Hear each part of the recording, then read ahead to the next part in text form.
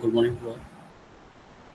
Good morning, sir. Sir, Good morning. Good morning, sir. good morning, sir. Good Good morning, morning, sir. sir. Good morning, sir. Good morning, sir. Good morning, sir. Good morning, sir. Good morning, Okay, sir. okay, Good morning, okay. sir. In previous lecture, we have seen the differences between the diesel engine and petrol engine, right? That is the difference between Otto cycle and diesel cycle also. How many differences you can write for these two engines? How many differences you can write? Just count it. I'm giving you 1 minute. Just count it. How many differences you can write on your own knowledge from the previous lecture? अपन जी How many? Hello अपन जी अभी तो नहा ही नहीं पाए हैं भाई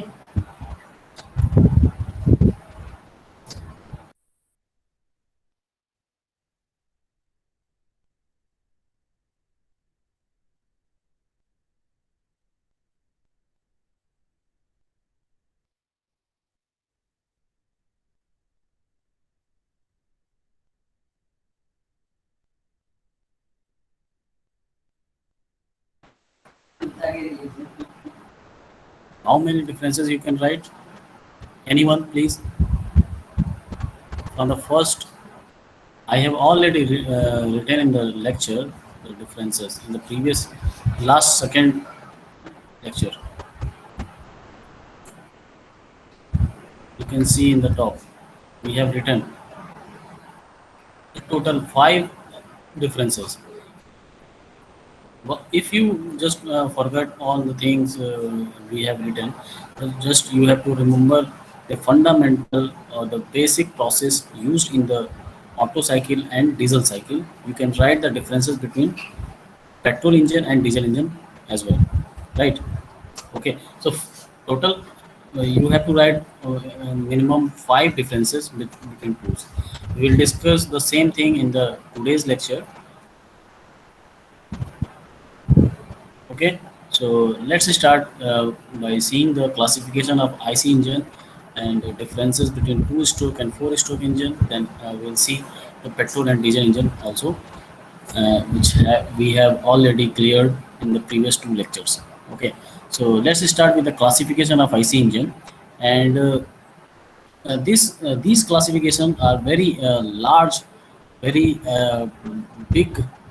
We can say very big field of IC engine. That classification has have different aspects. Classification is based on different aspects, but we are taking very few for basic of mechanical engineering. So let's see how many are there. IC engine has been classified in six as per the basic knowledge for IC engine according to the cycle of operation, according to the fuel employed, according to the number of strokes, according to the method of ignition, cylinder arrangement, and number of cylinders. So there are six categories for IC engine classification. So you also know that what is the classification based on cycle of operation. Any student can tell. This is a discussion based lecture.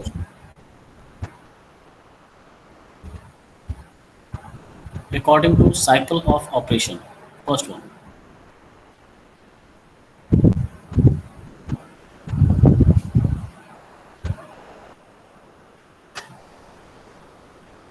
I have involved the I have included in a Google Meet the involvement of the students with the discussion. This directly reflect in your performance. Sir, auto cycle and diesel cycle. Auto cycle and diesel cycle. Right. Auto cycle and diesel cycle we have studied very in deep. Auto cycle and diesel cycle. If asked about this in a detail, according to the cycle of operation, divide write in brief the auto cycle and diesel cycle. You just made the graphs for the PV diagram. You just need to draw PV diagram. Okay.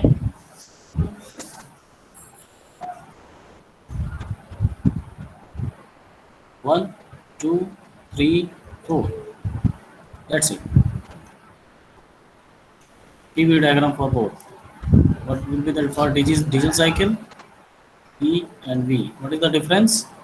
Only at the heat addition means 2 to 3 only. 1 to 2, 2 to 3, 3 to 4, 4 to 1. Rest is 0 to 1 and 1 to 0. You no need to write because the closed cycle will give us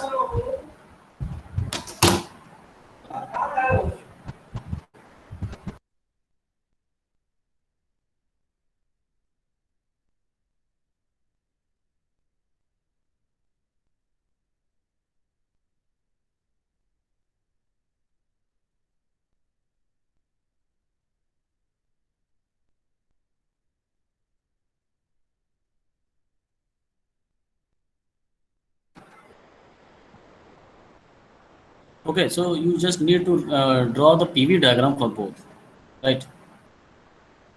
The second one is according to the fuel employed. Fuel employed. What is the meaning of fuel employed? The Fuel petrol employed. and diesel. Petrol and diesel, and any other fuels which we have seen in the engines or in vehicles. Kerosene. Kerosene, right? First is petrol. CNG. Petrol is also known as a gasoline.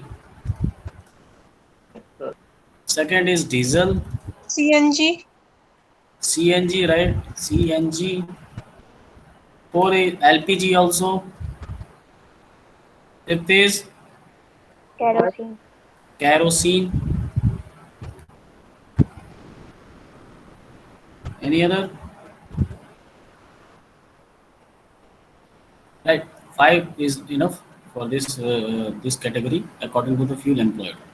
Okay. The next is according to the number of stroke. According to the number of stroke, we have seen only two. Two stroke, 2 stroke and 4 stroke. 2 stroke and 4 stroke. And the discussion about 2 stroke is still in pending. So we will discuss 2 stroke in detail today also, and 4 stroke. Okay, 2 stroke and 4 stroke. How will you define the stroke? How will you define the 2 stroke? What is the meaning of 2 stroke? What is the meaning of 4 stroke? If a engine, yes, just speak. Sir, That is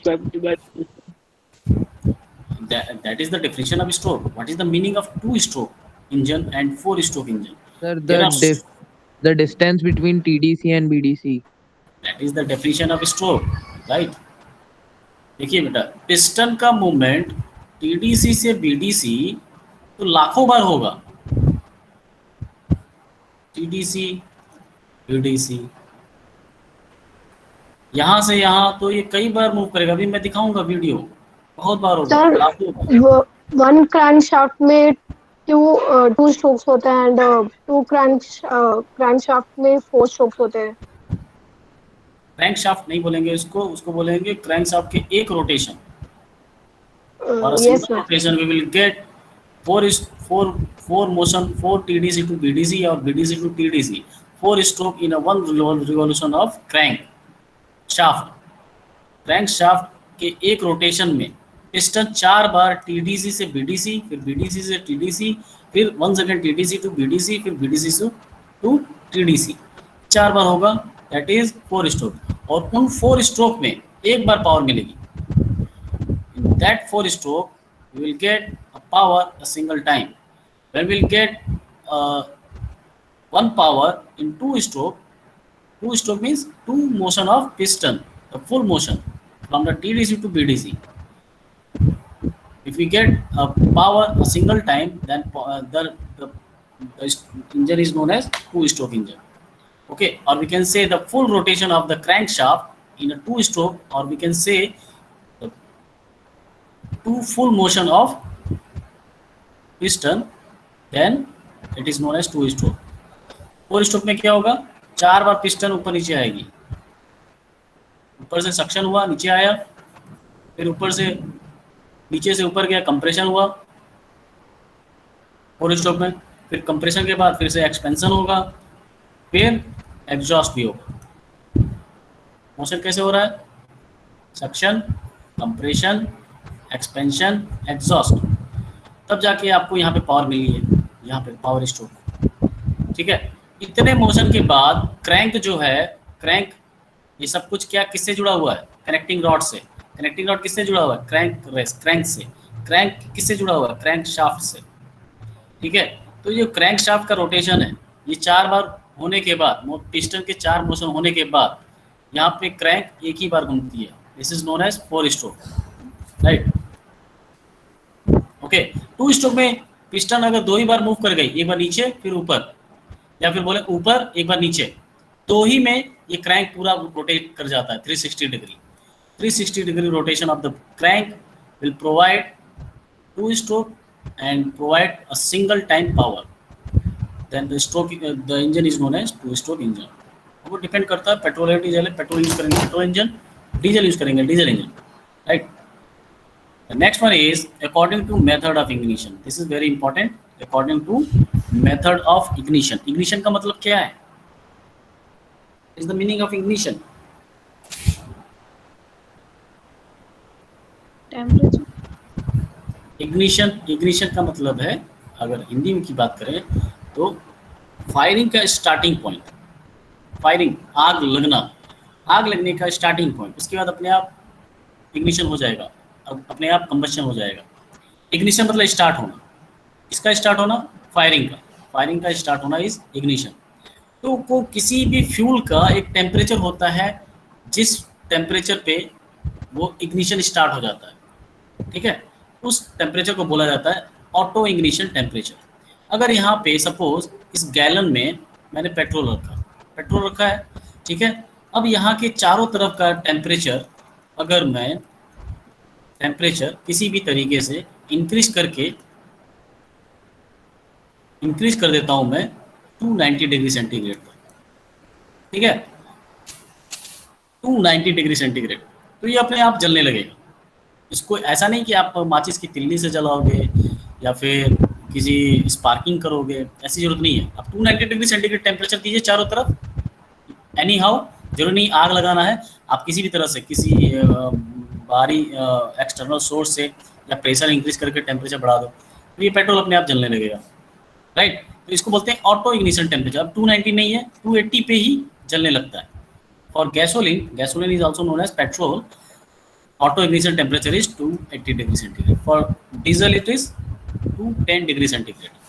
ठीक है, अब यहाँ से समझ में आने start होगा कि क्यों पेट्रोल इंजन में स्पार्क प्लग लगाया जाता है और क्यों डीजल इंजन में क्या लगाया जाता है स्पार्क प्लग की जगह, फ्यूल इंजेक्टर। ठीक है, वहाँ पे आपको आग लगाने की जरूरत नहीं है। अब यहाँ पे देखिए क्यों होता है, अभी हम लोग देखेंगे आगे जब हम पेट्रोल इंजन और डीजल इंजन की डिफरेंस और भी डिटेल में पढ़ेंगे।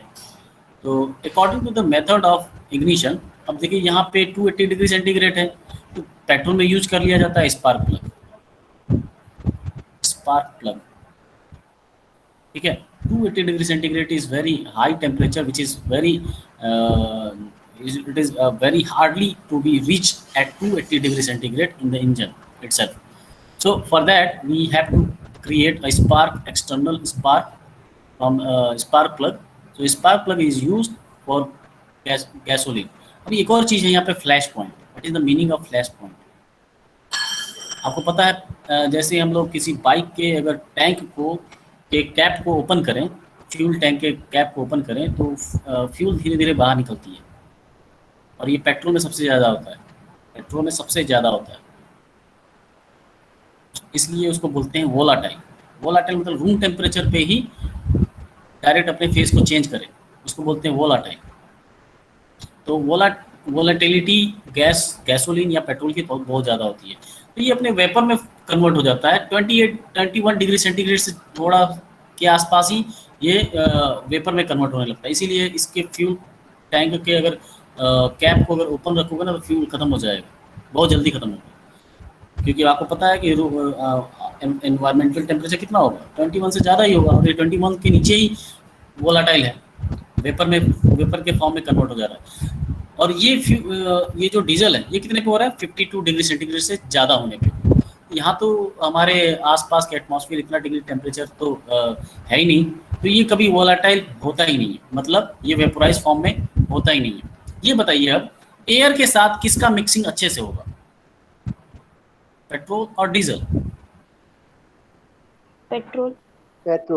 Petrol, because it converts into the vapor form and directly can be attached with the air particles. Okay, so और आपको पता है कि अगर एयर नहीं दोगे तो आग फायरिंग होगी नहीं, ऑक्सीजन चाहिए आपको, एयर तो मिलाना ही पड़ेगा।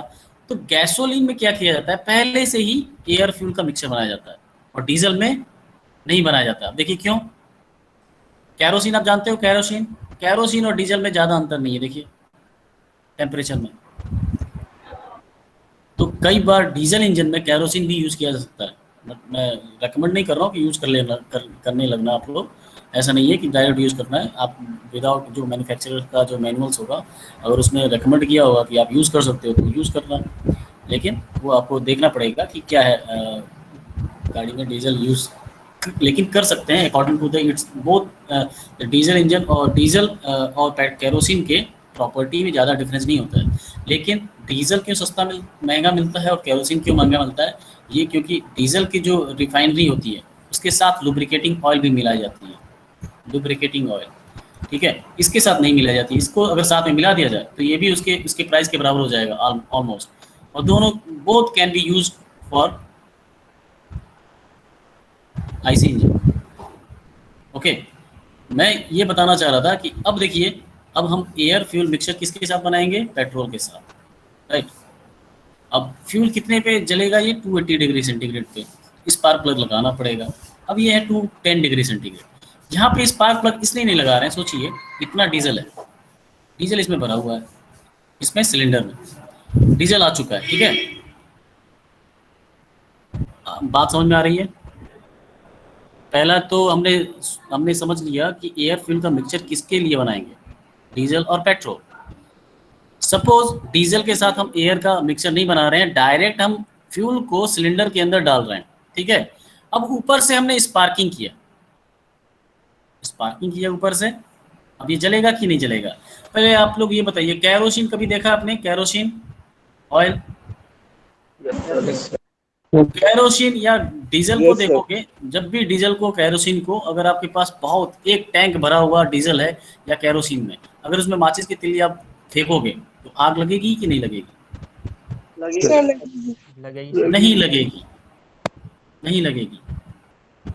नहीं लगेगी। रीजन क्या है, क्योंकि ये वोलाटाइल नहीं है। वोलाटाइल होने का फायदा क्या है, जैसे ही वेपर के फॉर्म में कन्वर्ट होगा और लिक्विड है पहले से, किसका सरफेस एरिया ज़्यादा है, वेपर का सरफेस एरिया जिसका ज़्यादा होगा उसमें फायरिंग फास्ट होगी, ये चाहे कुछ भी हो, 280 डिग्री सेंटीग्रेड, ये चाहे कुछ भी आया वापस से। देखिए सरफेस एरिया किसी भी पार्टिकल का, किसी भी फ्लेमेबल पार्टिकल का हो, चाहे कि आपको पता होगा कि जितना ज़्यादा सरफेस एरिया होता है, एरिया बढ़ता जाता है, एनर्जी बढ़ती जाती है, एनर्जी बढ़ती है, अनस्टेबिलिटी बढ़ती है, अनस्टेबिलिटी बढ़ेगी तो वो रिएक्शन करना जल्दी चाहेगा, ठीक है। तो गैसोलीन क्या है, वेपर फॉर्म में कन्वर्ट होकर एयर के साथ मिक्स आसानी से हो गया है।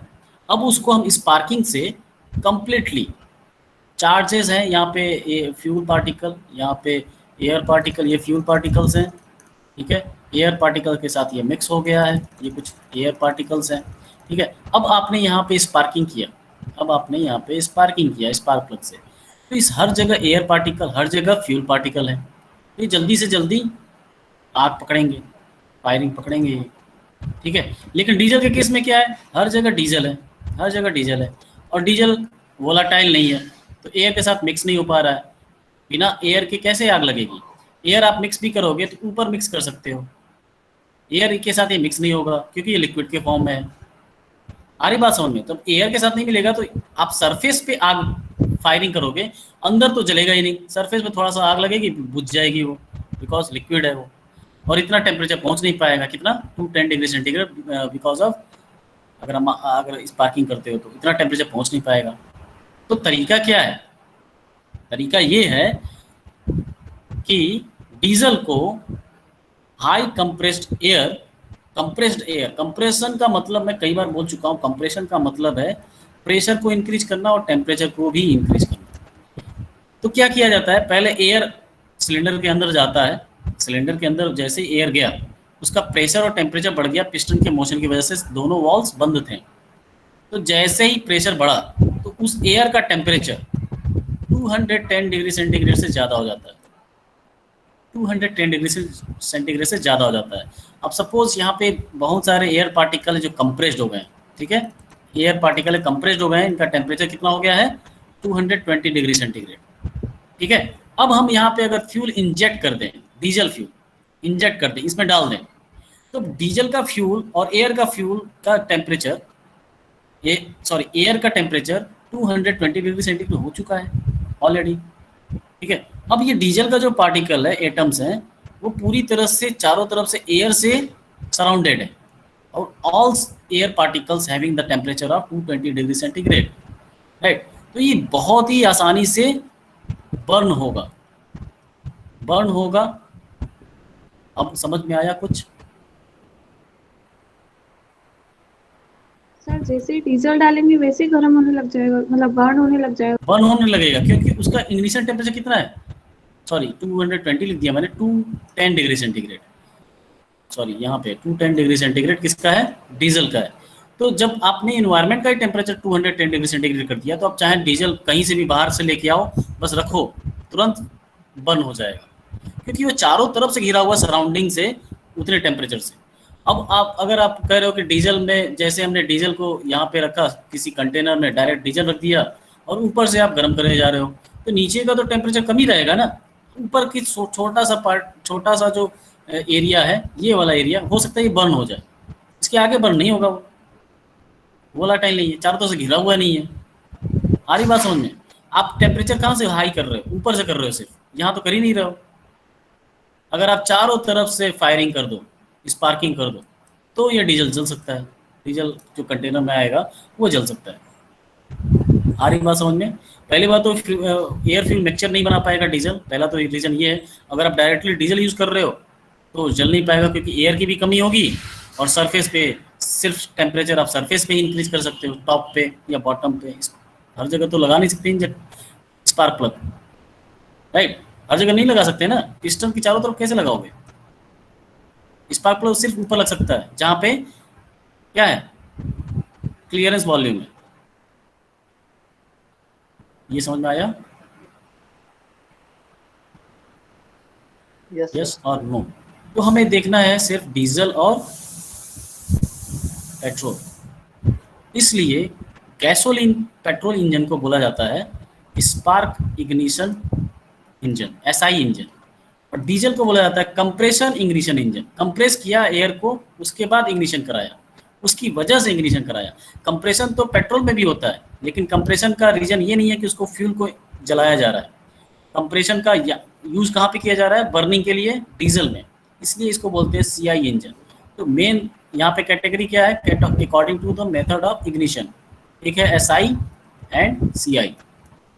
तो अगर एग्जाम में आता है कि write the differences between SI and CI, और we can say the write the difference between petrol and diesel, both will be same, okay. SI and CI, spark ignition and compression ignition. मैं इसको पूरा लिख देता हूँ।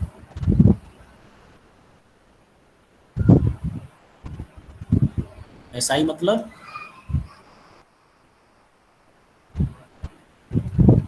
Spark ignition, CI का मतलब है कंप्रेशन इग्निशन। अरे किसी को समझ में नहीं आया पूछो। तो सीआई उसके अंदर यूज करते हैं ना अपन, पेट्रोल के अंदर। सीआई क्या है? Combustion injection. Combustion engine, compression engine बेटा लिखा भी है, compression ignition, compression ignition. Diesel में एयर की फ्यूल की बर्निंग किसकी वजह से हो रही है? हाई कंप्रेस्ड एयर से। उसमें प्रेशर बहुत ज़्यादा इंक्रीज करना पड़ता है, तो वो डिज़ाइन पे डिपेंड करता है इंजन के अंदर की डिज़ाइन कैसी है कि प्रेशर इतनी ज़्यादा राइज की जाए। अभी हम देखेंगे कि किस पे प्रेशर ज़्यादा होगा, क्यों डीजल इंजन भारी होता है, क्यों उसका वेट ज़्यादा होता है, क्यों वो बड़ा होता है, क्यों पेट्रोल इंजन बहुत ही छोटे होते हैं। कोई डाउट?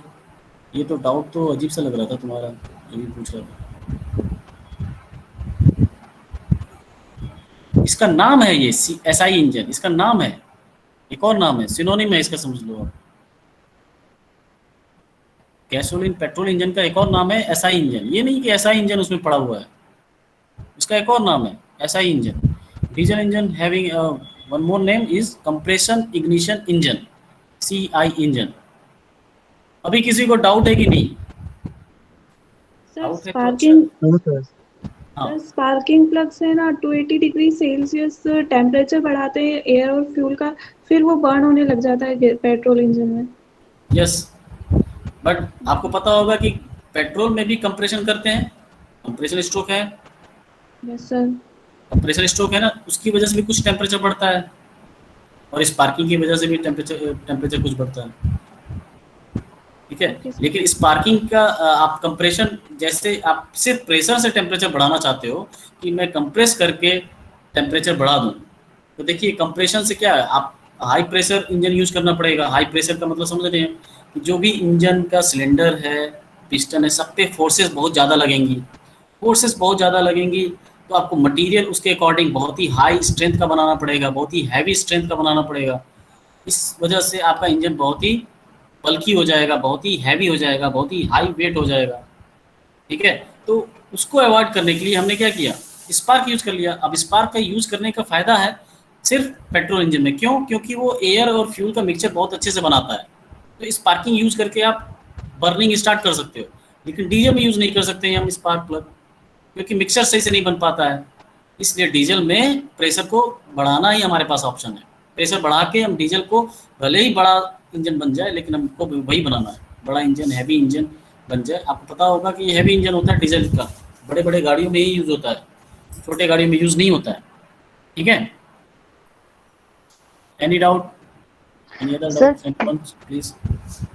सर क्लियरेंस वॉल्यूम जहाँ पे मिनिमम वॉल्यूम हो वो। What is your name? Have you attended the last lectures? No sir. Clearance volume regular क्यों नहीं हो आप लोग? सर नेटवर्क इशू की वजह से प्रॉब्लम हो रही थी connectivity. Please see the video lectures also. I am uploading all the lectures just after the class. यहाँ पे देखिए, ये पिस्टन जैसे ऊपर जाता है, ऊपर जाता है तो ये वॉल से टकरा सकता है, वॉल से टकरा सकता है। यहाँ हो सकता है स्पार्क प्लग हो, अगर पेट्रोल इंजन है तो यहाँ पे स्पार्क प्लग होगा, तो ये स्पार्क प्लग से भी टकरा सकता है पिस्टन जब ऊपर जाएगा। तो इन सब चीज़ों को अवॉइड करने के लिए यहाँ पे कुछ वॉल्यूम छोड़ दिया जाता है। पिस्टन का मोशन सिर्फ यहाँ तक हो सकता है जहाँ TDC की लाइन गई हुई है, इससे ऊपर नहीं होगा। इससे ऊपर जाएगा तो वॉल से कोलाइड कर सकता है, कोलाइड करेगा, मेटल टू मेटल कांटेक्ट, बहुत ही हाई फोर्सेस जनरेट होंगी और मेटल रिमूव हो जाएगा और ये सारा इंजन जैम हो जाएगा, खराब हो जाएगा तुरंत। इसलिए क्लियरेंस वॉल्यूम दिया जाता है। Clearance volume is that, right? समझ में आ गया?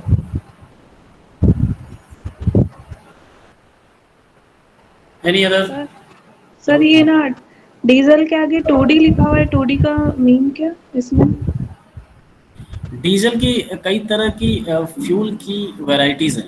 ये 2D है, सेकेंड डिग्री डीजल, कई सारी वैरायटीज़ हैं on the basis of lubricating oils. कौन सा लुब्रिकेटिंग ऑयल उसमें मिलाया गया है, उस पे उसके on the basis of that the name is 2D। Don't bother about it. Okay, anything else? ये नाम याद रहेगा, spark ignition and compression ignition. कई लोग कंबस्शन इंजन बोल रहे हैं। चलिए आगे चलते हैं। According to the cylinder arrangement, cylinder arrangement में बहुत सारे तरह के इंजन होते हैं। ये अरेंजमेंट क्यों किया जाता है, ये इंपॉर्टेंट है। अरेंजमेंट क्यों किया जाता है, कई सारे इंजन होते हैं कि पिस्टन ये ऐसे ऐसे मूव कर रहा है और सारे पिस्टन एक ही लाइन में है, इनको बोला जाता है इनलाइन आईसी इंजन। कुछ में दो सिलेंडर के बीच में एंगल कुछ बनाया जाता है, mostly it is used as a 60 degree, तो it is known as V type engine. Horizontally opposed, horizontally opposed, horizontally मतलब एक यहाँ होगा एक यहाँ होगा और इन दोनों के क्रैंक यहाँ पर है बीच में, ये रोटेट कर रहा होगा, ये इसके साथ जुड़ा हुआ है, ये इसके साथ जुड़ा हुआ है। मतलब कनेक्टिंग रॉड सॉरी क्रैंक एक से ज़्यादा होंगे इसमें, जितने ज़्यादा सिलेंडर एक क्रैंक से जुड़े उतने ज़्यादा क्रैंक होंगे। ये पिस्टन मूव करेगा नीचे तो ये ऊपर जाएगा, फिर वापस आएगा तो ये रोटेट होगा, तो जितने ज़्यादा पिस्टन होगा उतनी ज़्यादा एनर्जी मिलेगी। ठीक है, तो ये है हॉरिजॉन्टली अपोज्ड, हॉरिजॉन्टली अपोज्ड। अब ये क्यों किया जाता है, इस तरह के बहुत सारे डिज़ाइन की जाती है, बहुत तरह के ये एंगल 60 डिग्री भी हो सकता है, 90 डिग्री भी हो सकता है, तो बहुत तरह के इंजन यूज़ किए जाते हैं। क्यों किए जाते हैं ये इंपॉर्टेंट है। आपको पता है जब ये पिस्टन ऊपर नीचे मूव कर रहा होगा तो एक तरह का फोर्स दे रहा होगा ना पूरे इंजन को। आप गाड़ी खड़ी है और इंजन स्टार्ट है तो वाइब्रेट करता है कि नहीं, that is because of piston, piston के मोशन की वजह से करता है ना वाइब्रेट। तो इन तरह की वाइब्रेशन को, इन तरह की फोर्सेस को, वाइब्रेशन को अवॉइड करने के लिए ये बैलेंसिंग की जाती है कि अगर ये मान लीजिए पिस्टन ऐसे फोर्स लगा रहा है, एक पिस्टन ऐसे फोर्स लगा रहा है, एक पिस्टन ऐसे फोर्स लगा रहा है, तो इन दोनों की वजह से फोर्सेस आएंगी, तो एक फोर्स ऐसे आएगा इसका और एक फोर्स ऐसे आएगा, इसका एक फोर्स ऐसे आएगा और एक फोर्स ऐसे आएगा, तो ये दोनों फोर्स एक दूसरे को कैंसिल आउट कर देंगे। बट ये तो बचा रहेगा ना, ये दोनों ऐड हो जाएंगे कंपोनेंट्स, तो कुछ फोर्स मिलेगा। मतलब जब वी इंजन यूज करेंगे उसमें कम वाइब्रेशन होगा। ठीक है, अब ये जो इनलाइन इंजन है इसमें वाइब्रेशन सबसे ज़्यादा होगा। जो नॉर्मली हमारे आसपास जो व्हीकल्स हैं, जो कार्स हैं, उन सबों में इस तरह की फोर्सेस आती हैं, वाइब्रेशन होगा ही होगा। ठीक है, इसमें सिर्फ नीचे की तरफ फोर्स मिलती है, सारी नीचे मिलेंगी, नीचे या ऊपर, एक साइकिल में नीचे एक साइकिल में ऊपर। ठीक है, अब हॉरिजॉन्टल है तो आपको समझ में आ रहा होगा कैसे मिलेगा। इसमें कैंसिल आउट हो जाएगा पूरा। ये जब इधर जा रहा है तो इधर फोर्स लग रहा होगा, ये उस समय उधर जा रहा होगा, तो ये दोनों एक दूसरे को कैंसिल करेंगे, तो इसमें पूरा का पूरा फोर्स जीरो आएगा। तो हॉरिजॉन्टल बनाना बहुत मुश्किल है, ये बहुत ही बल्कि हो जाता है, बड़ा हो जाता है, तो हर जगह यूज नहीं किया जाता है। जहाँ पे इस चीज़ की जरूरत है कि हमको वाइब्रेशन नहीं चाहिए, ठीक है, तो उस केस में हॉरिजॉन्टली अपोज्ड व्हीकल्स बनाने पड़ते हैं। ठीक है, वी टाइप इंजन यूज किए जाते हैं रेसिंग कार्स के लिए। होते हैं उनकी एफिशिएंसी इनलाइन से कम होगी। एफिशिएंसी को ये फोर्स कैलकुलेशन वाइब्रेशन से आप कनेक्ट नहीं कर सकते हो। एफिशिएंसी किस फॉर्म में पूछ रहे हो आप, फ्यूल की एफिशिएंसी पूछ रहे हो कि गाड़ी की एफिशिएंसी पूछ रहे हो या मैकेनिकल एफिशिएंसी पूछ रहे हो। कई तरह की एफिशिएंसी होती है। मैकेनिकल का मतलब है पावर, इंजन का पावर। इंजन का power only depends upon how much fuel you are going to burn. जैसे हम लोग देखते हैं जैसे जैसे व्हीकल्स के सीसी, अभी सीसी मैंने बताया नहीं अभी तक, सीसी जैसे जैसे बढ़ता जाता है पावर उतनी ज़्यादा बढ़ती जाती है। तो मतलब गाड़ी को आप कितना ज़्यादा फ्यूल दे सकते हो एक साइकिल में, उस पर डिपेंड करता है पावर, उसके अरेंजमेंट पर डिपेंड नहीं करेगा। इससे इसकी स्पीड बढ़ जाएगी क्योंकि वाइब्रेशन कम है। इस व्हीकल की स्पीड बढ़ जाएगी क्योंकि वाइब्रेशन कम है। वाइब्रेशन को आपको ओवरकम नहीं करना है। तो जैसे जैसे आप वाइब्रेशन और ये बैलेंसिंग को अनबैलेंस, ये ज़्यादा अनबैलेंस है क्योंकि सारे फोर्स या तो नीचे आ रहे हैं या तो सारे फोर्स ऊपर आ रहे हैं, सारे फोर्स, टोटल फोर्स। ठीक है, और यहाँ पे कुछ कैंसिल आउट हो जा रहे हैं। तो मतलब इसके कौन से कैंसिल आउट हो रहे हैं, हॉरिजॉन्टल। जैसे वी इंजन है, वी टाइप इंजन है, इसके हॉरिजॉन्टल कंपोनेंट्स फोर्स के कैंसिल आउट हो रहे हैं। इनके कैंसिल आउट होने की वजह से मतलब ये वाइब्रेशन सिर्फ ऊपर नीचे करेगा लेकिन इससे कम करेगा क्योंकि इसके सारे कंपोनेंट ऊपर नीचे हैं। ठीक है, तो वाइब्रेशन को ओवरकम करने के लिए आपको हो सकता है फ्यूल ज़्यादा देना पड़े, आपको ज़्यादा देना। जैसे इसमें वाइब्रेशन ज़्यादा है तो उसमें फ्यूल ज़्यादा देना पड़ेगा for the same kilometre, fuel ज़्यादा देना पड़ेगा क्योंकि वाइब्रेशन है, वाइब्रेशन में भी एनर्जी जा रही होगी, एनर्जी लॉस होता होगा। तो कुछ एग्जांपल है, जैसे ये मैं दिखा रहा हूँ। जैसे नॉर्मली जो व्हीकल्स होती हैं उसमें 4 सिलेंडर इंजन होता है, तो ये सिलेंडर नहीं है, सॉरी, ये सिलेंडर नहीं है, 4 सिलेंडर है सिर्फ, 1 2 3 4 4 सिलेंडर इंजन है। इसमें पिस्टन मूव करता है ऊपर नीचे। ये है inline IC engine, inline type बोल सकते हो। सारे पिस्टन ऐसे हैं। आप मोशन देख सकते हो कैसे है। मोशन देख लो, जब ये ऊपर जा रहा है तो ये दोनों नीचे जा रहे हैं, और ये भी ऊपर जा रहा है। तो एक साथ पावर नहीं मिलेगी, पावर आपको कुछ मतलब कॉन्टिन्यूस पावर मिलेगी। सब सारे एक साथ ऊपर नीचे नहीं होंगे। आ रही बात समझ में? Yes. एक देखो, एक अगर ऊपर है और एक नीचे है, एक और नीचे है और एक ऊपर है। इसका मतलब समझ में आ रहा है कि जब ये नीचे जा रहा हो तो सक्शन हो रहा होगा, उसी टाइम पे ये ऊपर जा रहा हो तो कंप्रेशन हो रहा होगा, ठीक है। और उसी टाइम पे ये ऊपर जा रहा हो तो हो सकता है एग्जॉस्ट हो रहा हो, ये कंप्रेशन हो रहा हो और ये सक्शन हो रहा हो, और ये हो सकता है जब नीचे जा रहा हो तो पावर मिल रहा हो, ठीक है। अब नेक्स्ट साइकिल में देखिए क्या होगा, ये नीचे आ जाएगा, ये ऊपर चला जाएगा, और ये भी ऊपर चला जाएगा, और ये नीचे आ जाएगा। तो इस समय यहाँ पे अब ऊपर ये जाने वाला है, अब ऊपर जाने वाला है तो कंप्रेशन करेगा, ये नीचे आने वाला है तो ये पावर मिल रहा होगा, ये नीचे जाने वाला होगा तो क्या देगा, एग्जॉस्ट के बाद क्या होता है, सक्शन। अब ये ऊपर जाना चाह रहा होगा तो उस समय क्या हो रहा होगा, पावर के बाद क्या होता है, एग्जॉस्ट। तो देख रहे हैं आप, एक साइकिल में पावर मिल गया, अगले नेक्स्ट साइकिल में ही एक पावर मिल गया, नेक्स्ट साइकिल में ही, मतलब कॉन्टिन्यूअस पावर मिल रहा है। तो इसलिए इसका मोशन जरूरी नहीं है कि एक साथ हो रहे होंगे, पिस्टन एक साथ नीचे, चारों पिस्टन एक साथ नीचे, चारों पिस्टन एक साथ ऊपर, ऐसा नहीं हो रहा होगा, ठीक है। पावर की कॉन्टिन्यूटी के लिए हम नंबर ऑफ सिलेंडर को इंक्रीज करते हैं, और पावर को भी इंक्रीज करने के लिए नंबर ऑफ सिलेंडर इंक्रीज करते हैं, ठीक है। तो जैसे ये बाइक है, इसमें वी इंजन है, पता है आपको,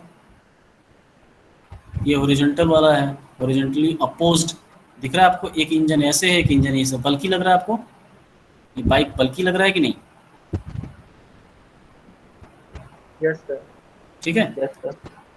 according to the number of cylinder. अभी मुझे यहाँ पे सीसी समझाना था, सीसी का मतलब क्या है। What is the meaning of CC? 150 CC का पल्सर है, पल्सर 1400 सीसी का मारुति सुजुकी, मारुति कोई भी 1400 का हुंडई का कार है, 1400 सीसी का। इसका मतलब क्या है, सीसी का मतलब क्या है? What is the meaning of CC? C cubic capacity, cubic capacity या फिर क्यूबिक सेंटीमीटर। क्यूबिक बोले तो, क्यूबिक कैपेसिटी बोले हुए तो क्लियर नहीं है कि कौन सा क्यूबिक, मीटर या किलोमीटर या सेंटीमीटर या millimetre. Centimetre, it is centimetre cube, centimetre cube, centimetre cube, centimetre cube. उसका वॉल्यूम है 150 सीसी का मतलब है 150 सेंटीमीटर क्यूब का वॉल्यूम है उसके सिलेंडर का, ठीक है। तो बाइक्स में जैसे पल्सर है, बहुत जो नॉर्मली हमारे इंडिया में जो बाइक्स चलती हैं वो सिंगल सिलेंडर इंजन है, सिंगल सिलेंडर। तो उनके जो स्ट्रोक वॉल्यूम है VS πd²/4 upon 4 into L, stroke length और एरिया। ये जो इसकी जो वॉल्यूम है इसको बोलते हैं CC, in terms of centimetre cube it is known as CC.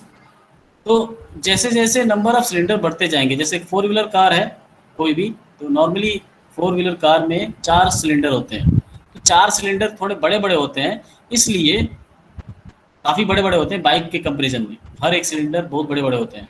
तो 1400 सीसी तक उनका वॉल्यूम हो जाता है।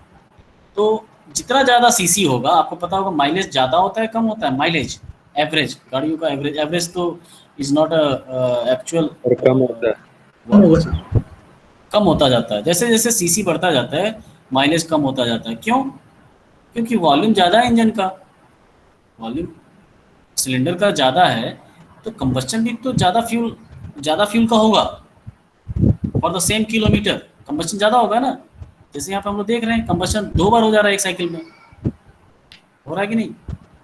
कंप्रेशन जैसे एक पावर स्ट्रोक मिलती है उसमें कंबस्चन होता है, अगली साइकिल में ही हमको ये फिर से मिल जा रहा है, अगली सेकंड में फिर से पावर मिल रहा है उसमें, मतलब उस समय कंबस्चन हो रहा होगा। तो 2 सिलेंडर में एक साथ हो रहे हैं फ्यूल का इंजेक्शन, एक साथ होगा, नेक्स्ट साइकिल में इन दोनों में होंगे, इसमें और इसमें। तो ये समझ में आ रहा है कि फ्यूल का कंबशन ज़्यादा होगा अगर सीसी बढ़ाते हैं। तो सीसी कैसे बढ़ा सकते हैं? या तो इंजन का एक सिलेंडर का साइज बढ़ाओ, या तो सिलेंडर नंबर ऑफ सिलेंडर बढ़ाओ, तो उतने ज़्यादा कंबशन होंगे, उतने फ्यूल का कंबशन होगा, फ्यूल कंज्यूम होगा। ठीक है, लेकिन जितना ज़्यादा फ्यूल कंज्यूम होगा उतना ज़्यादा पावर होगी। दिख रहा है ना आपको? अगर 4 सिलेंडर है तो आपको 2 बार पावर मिल रही है। दिख रहा है? अगर ये सिंगल सिलेंडर होता, तो अभी तो इसमें सक्शन चल रहा है, अगला है कंप्रेशन। अब नेक्स्ट साइकिल में इसको मिलेगा पावर। ठीक है, फिर उसके बाद मिलेगा एग्जॉस्ट, अब फिर वापस सक्शन होगा। तो ये 4 स्ट्रोक के बाद एक बार पावर देगी। इसमें क्या हो रहा है, चारों एक साथ चल रहे हैं, तो हर 2 स्ट्रोक पे पावर मिल जा रही है। ठीक है, तो पावर किस में ज़्यादा होगी? जितना ज़्यादा सीसी होगा, जितना ज़्यादा सिलेंडर होंगे। राइट, तो ध्यान रहेगा VS = 5d²/4 × L। अब इसमें हम मल्टीप्लाई कर सकते हैं स्मॉल n से। What is small n? What is small n? cylinders. Number of cylinder. Number of cylinders. Number of cylinders.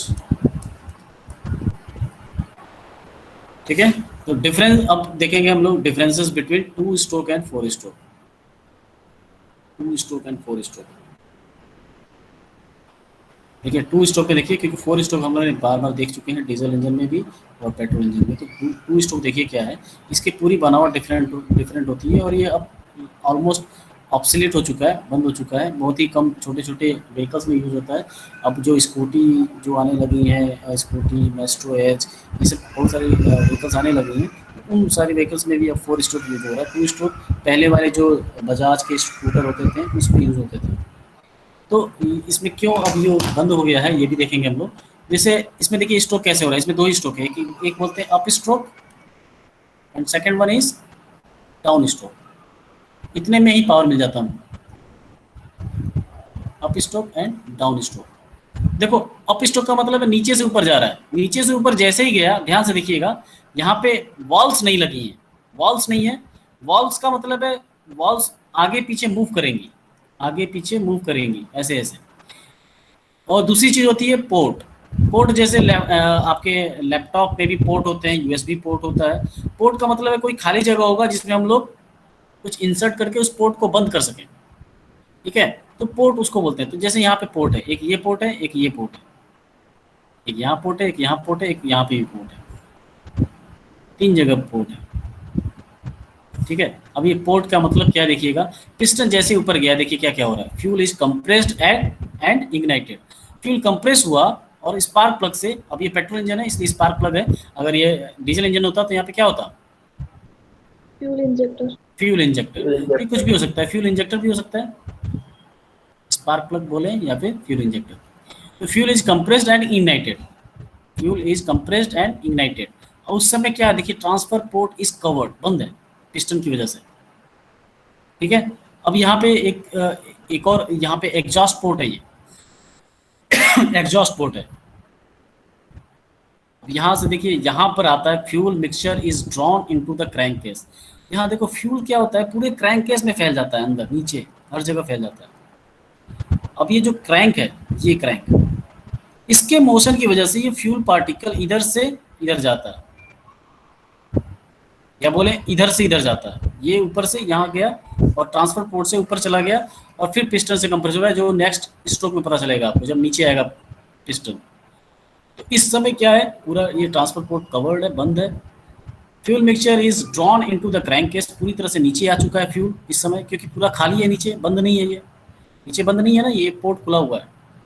Wall is open, अब यहाँ पे वॉल लिख दिया, वॉल यूज किया जा रहा है तो वॉल बोल दिया गया है। यहाँ पे पोर्ट खाली है तो ये पोर्ट है, इसके अलावा अगर देखा जाए तो ये पोर्ट है। ठीक है, ओपन पास है। अभी बंद होगा सिर्फ और सिर्फ पिस्टन के आने की वजह से। तो नेक्स्ट जब स्ट्रोक पे चलेंगे, डाउन स्ट्रोक, जब पिस्टन नीचे चला जाएगा उस समय देखिए क्या क्या होगा। यहाँ पे कंबस्टन हुआ इसका, फ्यूल का कंबस्टन होने के बाद ये गैसेस पूरी निकल गई बाहर, जलने के बाद burned fuel is pushed out by the compressed fuel mixture. यहाँ पे प्रेशर ज़्यादा था और बाहर का प्रेशर कम है तो फ्यूल जो कंबस्टेड फ्यूल है वो बाहर निकल जाएंगी।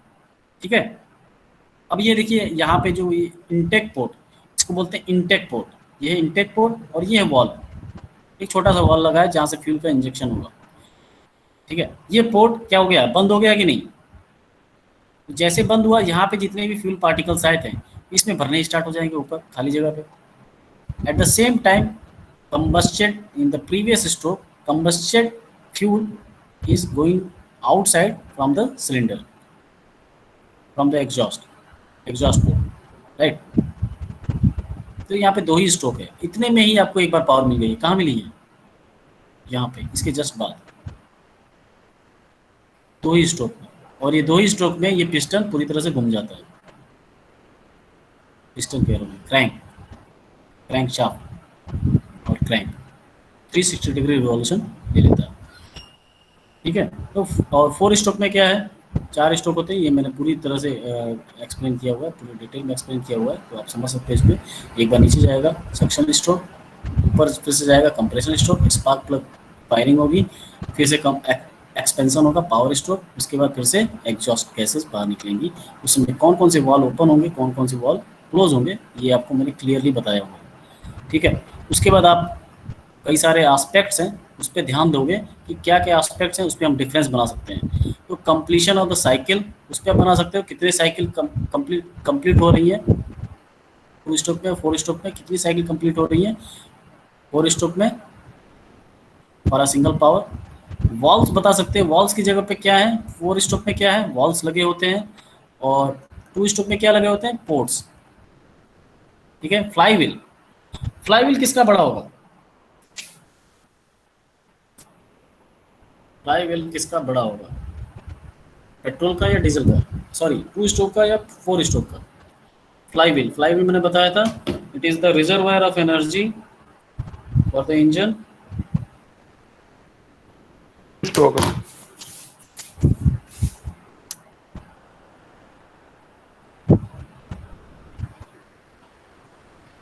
Sir 2 stroke. 2 स्ट्रोक का क्यों, किसमें एनर्जी ज़्यादा स्ट्रोक के लिए बचा के रखनी है, किस इंजन में एनर्जी को रिजर्व करना है ज़्यादा, नंबर ऑफ स्ट्रोक किसमें ज़्यादा। देखिए 4 स्ट्रोक में एक ही बार पावर मिल रही है, ठीक है, और 3 स्ट्रोक को आपको पावर देनी है। पावर देनी है तो उसके लिए आपके पास ज़्यादा बड़ा फ्लाईव्हील होना चाहिए, बड़ा फ्लाईव्हील होगा तभी तो ज़्यादा एनर्जी स्टोर कर पाएगा बाकी 3 स्ट्रोक के लिए। तो फ्लाईव्हील किसका ज़्यादा होगा, 4 स्ट्रोक। बड़ा होगा किसका होगा, 4 स्ट्रोक का, 4 स्ट्रोक का 2 स्ट्रोक से ज़्यादा होगा। ये मैं एस्पेक्ट बहुत ही सिंप्लीफाइड वर्जन में लिखा हूँ, आप लोगों को डिटेल में लिखना होगा। मैकेनिकल एफिशिएंसी 4 स्ट्रोक की ज़्यादा होगी, थर्मल एफिशिएंसी 4 स्ट्रोक की ज़्यादा होगी। एप्लीकेशन 4 स्ट्रोक लाइट व्हीकल्स के लिए मोस्टली यूज़ किया जाता है 4 स्ट्रोक, और 2 स्ट्रोक किसके लिए यूज़ किया जाता है, हैवी व्हीकल्स के लिए। लॉसेस ऑफ फ्यूल 2 स्ट्रोक में बहुत ज़्यादा होती है, जिसकी वजह से ये ऑब्सोलीट हो चुका है, 2 स्ट्रोक खत्म हो चुका है। कैसे लॉस हो रही है, यहाँ पे देखेंगे आप, फ्यूल क्या हो रहा है, क्रैंक केस में जा रहा है, और सारी फ्यूल ऊपर नहीं जा पाती है, इसका माइलेज बहुत ही कम होता था, सारी फ्यूल नीचे रह जाती थी। नीचे रहने की वजह से धीरे धीरे ये गर्म होती थी, नीचे इकट्ठा हो जाती थी, और धीरे धीरे जैसे जैसे इंजन का टेम्परेचर बढ़ता जाता था, इनका टेम्परेचर बढ़ता जाता था, तो ये टेम्परेचर इतना ज़्यादा बढ़ जाता था, उस समय टेम्परेचर जैसे ही इनके इग्निशन टेम्परेचर के बराबर होता था, यहाँ पे फायरिंग स्टार्ट हो जाती थी। इंजन में बहुत सारे वाइब्रेशन, बहुत सारी नॉइजेस जनरेट होती थी, समटाइम्स इनके एक्सीडेंट हो जाते थे इनके वाइब्रेशन की वजह से।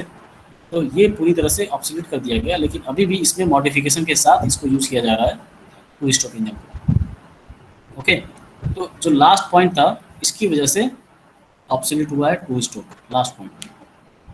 ठीक है, तो आपको जो ये एस्पेक्ट्स के डिफरेंसेस लिखने हैं वाया माय वीडियो लेक्चर, और we can you can find out some from the books, और we can find out from the internets and just right.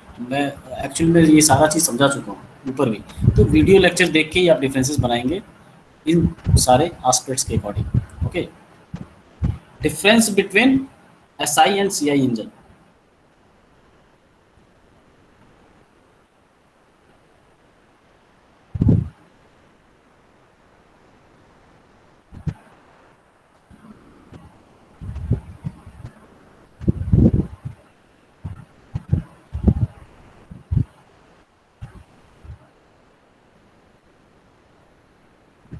Difference between SI and CI engine. Ma'am की class आपको 12 10 पे join करनी है math की।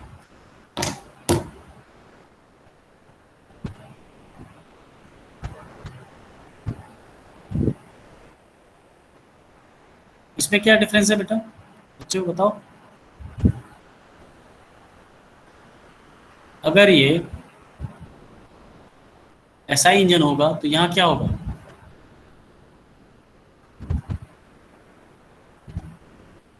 Spark plug. यहाँ क्या होगा, यहाँ से एंटर क्या करेगा, air plus fuel. Only air, sorry air plus fuel. Fuel का मिक्सचर। ये किसकी बात हो रही है, एसआई इंजन की। ठीक है। अगर ये सीआई इंजन होगा तो सिर्फ यहाँ पे क्या हो जाएगा, फ्यूल फ्यूल इंजेक्टर। इंजेक्टर, और फिर यहाँ पे क्या हो जाएगा, फिर सिर्फ एयर जाएगा, only air. For CI, for SI, for CI, for SI. हमारी बात में बाकी सब कुछ सेम है, बाकी सब कुछ सेम है। अब ये 4 स्ट्रोक हो या 2 स्ट्रोक हो, 4 स्ट्रोक होगा तो आपके पास वॉल्स होंगी, और 4 स्ट्रोक का मतलब है चार प्रोसेस, जो 4 स्ट्रोक्स हैं उनके नाम आएंगे। और 2 स्ट्रोक होगा तो उसमें पोर्ट्स आ जाएंगी in place of walls, right. इनके भी एस्पेक्ट्स हैं थर्मोडायनेमिक साइकिल। जैसे एसआई और सीआई में थर्मोडायनेमिक साइकिल कौन कौन से हैं, ऑटो और डीजल, आपको पता है। एसआई किसके लिए है, ये एसआई है, ये सीआई है। कंबस्शन, कंबस्शन कैसे हो रहा है, कंबस्शन स्पार्किंग प्लग के थ्रू। स्पार्किंग प्लग के through. Yes, spark plug and fuel injector. Air fuel ratio इसमें ज़्यादा होगा, इसमें कम होगा। एसआई में एसआई में ज़्यादा होगा। Air fuel mixture, air fuel ratio या एयर फ्यूल मिक्सचर का जो रेशियो है A/F से लिखते हैं, A/F, इसमें ज़्यादा होगा विथ रीजन। एसआई में क्यों, सर, क्योंकि उसमें एयर प्लस फ्यूल दोनों आते हैं, और सीआई में बात करें तो सिर्फ एयर ही अंदर एंटर होती है। सीआई में सिर्फ एयर अंदर जाती है, तो अंदर जाके तो मिक्स होती है ना फ्यूल के साथ।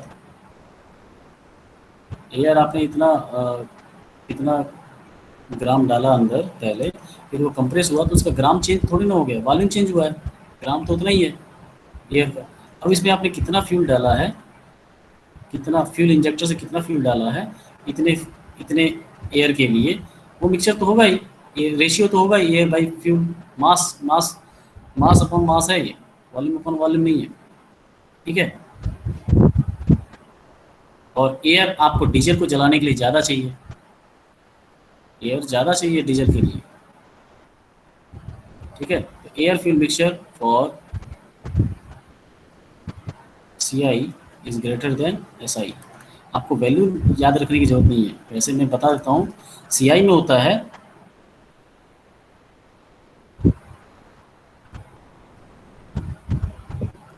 18:1 to 100:1 सीआई में, और एसआई में होता है 10:1 to 20:1। ठीक है। आपको पता है ना वोलाटाइल है पेट्रोल, तो वो बहुत ही अच्छे से कम एयर में ही अच्छे से मिक्सचर बना लेगा, डीजल नहीं बना पाता, इसलिए उसमें ज़्यादा एयर डालनी पड़ती है। ठीक है। कंप्रेशन रेशियो किस में ज़्यादा होगा, ये ऑब्वियस सी बात है, सीआई में ज़्यादा होगा, इसका नाम ही है कंप्रेशन इग्निशन इंजन। ठीक है। स्पीड किसकी ज़्यादा होगी, एसआई। High speed. ठीक है, अपने ट्रक की स्पीड 40 किलोमीटर से ज़्यादा नहीं रखते हैं, है ही नहीं उसकी उतनी। Fuel supply method, fuel supply method वही है, एयर फ्यूल का मिक्सचर इसमें पहले से ही आता है, किसमें? एसआई में। एसआई में एयर फ्यूल का मिक्सचर पहले से ही आता है। ये मैंने पहले भी ये डिफरेंस बता चुका हूँ मैं। जो एयर फ्यूल का मिक्सचर है ये कहाँ से आएगा? कार्बोरेटर से पहले से आएगा, इंजन से पहले। कार्बोरेटर, इसको बोलते हैं carbonated air fuel mixture. Okay. और डीजल सीआई इंजन में क्या होगा? सीआई इंजन में क्या होगा? फ्यूल इंजेक्टर यूज करते हैं स्टार्ट कंबशन। सेपरेटली एयर और फ्यूल इंजेक्ट होते हैं या सप्लाई किए जाते हैं सेपरेटली सीआई इंजन में।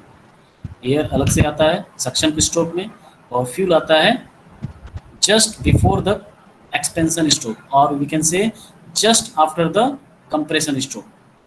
क्या आता है? फ्यूल आता है, डीजल आता है।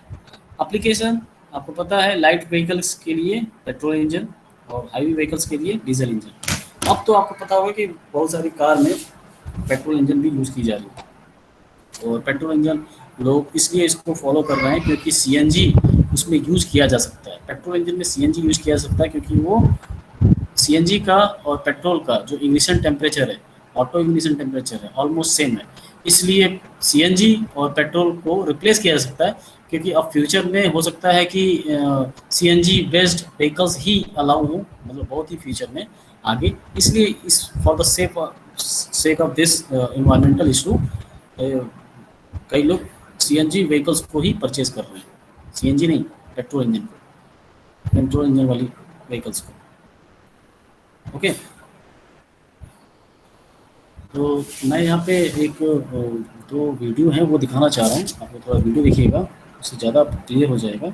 बाकी ऑलमोस्ट कंप्लीट हो चुका है, ऑलमोस्ट नहीं 95% कंप्लीट हो चुका है, बस वीडियो देखिएगा पूरा कंप्लीट हो जाएगा 100%। तो आर यू रेडी? मैं कुछ क्वेश्चन पूछूंगा इस वीडियो में ख़त्म होते ही, ये 2-2 मिनट की वीडियो है। All of you are ready? Yes sir. Yes, sir. Yes, sir. Yes.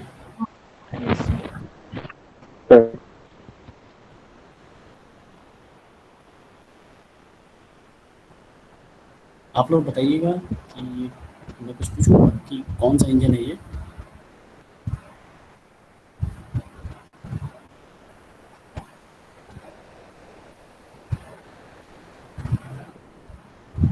Is it visible? Yes, sir. Yes, sir.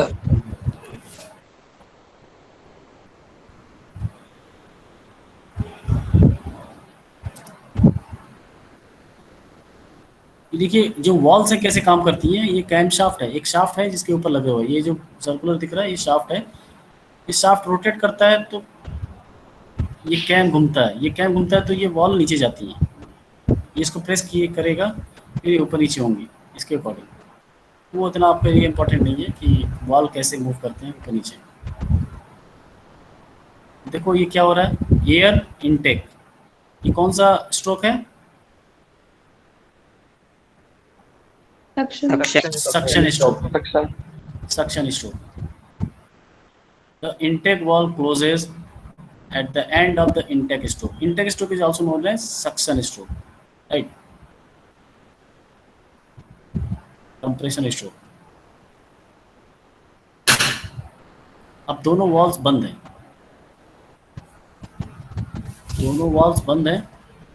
Air is being compressed, only air is being compressed. Air का आना बंद हो चुका है, देखिए air is being compressed.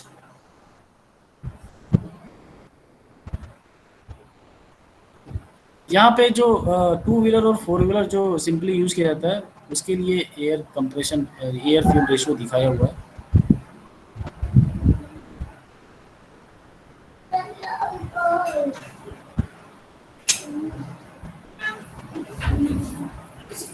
अब क्या हो रहा है?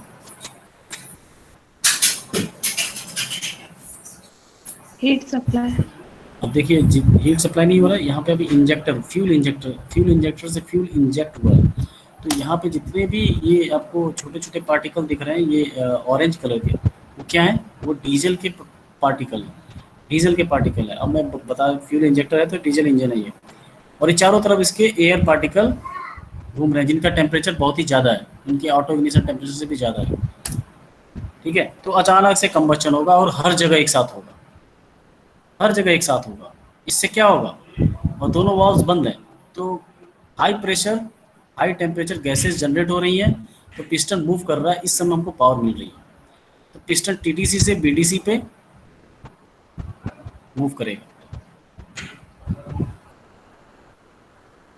अब यहाँ पे पावर मिल रही है हमको। ध्यान से देखिएगा क्रैंक भी कैसे रोटेट कर रहा है। इसका नाम क्या है? Connecting rod. Connecting rod. Exactly, connecting road. अब क्या होगा बेटा, देखो ये सब कुछ बुझ चुका है, जो फायरिंग हुई थी वो बंद हो चुकी है, मतलब हीट रिजेक्ट हो चुका है। ठीक है, अब इस जो बर्न गैसेज हैं इनको बाहर निकालना है, दैट इज एग्जॉस्ट, जिसमें बहुत सारे particle CO, CO2, NOx, hydrocarbon and sulphur dioxide भी होते हैं। अब इसमें मैं एक वीडियो दिखाऊंगा बाद में नेक्स्ट लेक्चर या फिर कभी हो, जो कि आउट ऑफ सिलेबस है, कि हाउ द एग्जॉस्ट पाइप और you are saying silencers how they are working. कौन सा वॉल्व ओपन है? Exhaust valve.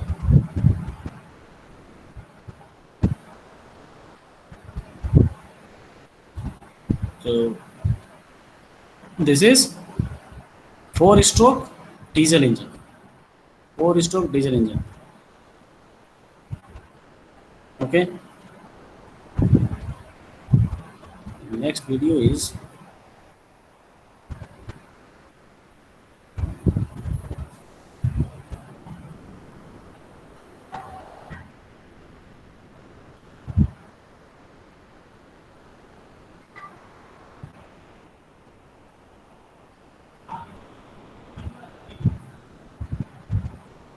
video is visible.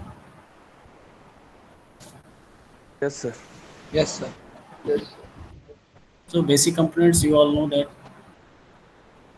What are the basic components of the AC engine? Cantilever, crankshaft, cylinder, piston. ये कौन सा है? Sparking हो रही है इसमें, ठीक है आपको। यहाँ एयर फिल्म पिक्चर आया, ये कौन सा स्ट्रोक है? Suction stroke. ये कौन सा है? कंप्रेशन। ये स्पार्क हुआ, एक्सपेंशन, हीट रिजेक्शन हो चुका है, and exhaust.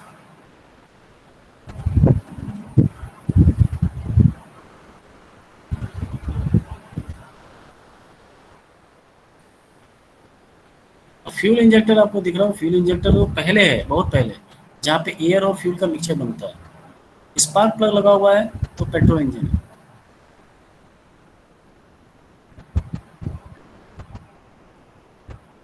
First stroke it is intake stroke और suction stroke. Second stroke is both walls are closed. What is the name of this stroke? Compression stroke. Now just at the end of compression stroke, spark is generated from the spark plug and combustion takes place. This is combustion stroke, you can say, or it is power stroke or expansion stroke. Now it is exhaust stroke, fourth one. Okay, and in the last you can see the speed of the engine, speed of the piston in the animated form. You can see now. See the RPM of the crankshaft.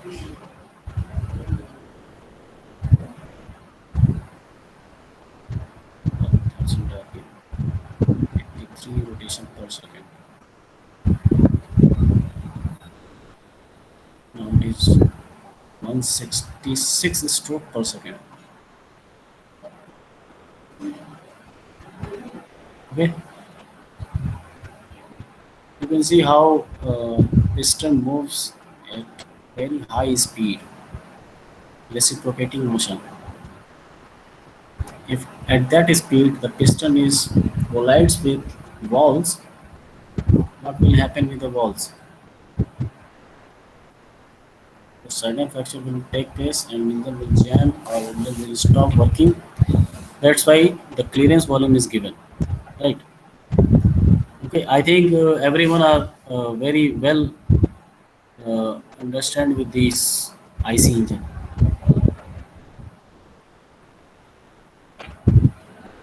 समझ में आया ये IC engine? Yes, sir. Yes, Yes, sir. Yes, sir. Yes, sir. अच्छा, कितना percent आप इसको marks देंगे? अगर मैं बोलूँ 10 में आपके अपने अंडरस्टैंडिंग लेवल पे कितना मार्क्स दोगे अपने आप को?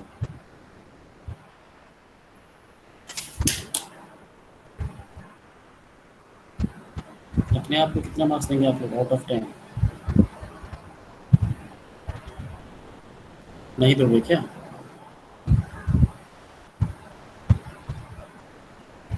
चलिए आप लोग नेक्स्ट क्लास ज्वाइन कीजिए. ओके, डाउट होगा तो आप कमेंट बॉक्स में लिखिएगा. जब भी मैं नोट शेयर करता हूँ कमेंट में लिखिएगा कि डाउट क्या है. अगर you can not able to ask on the live lecture, just ask in the comment box also. Okay,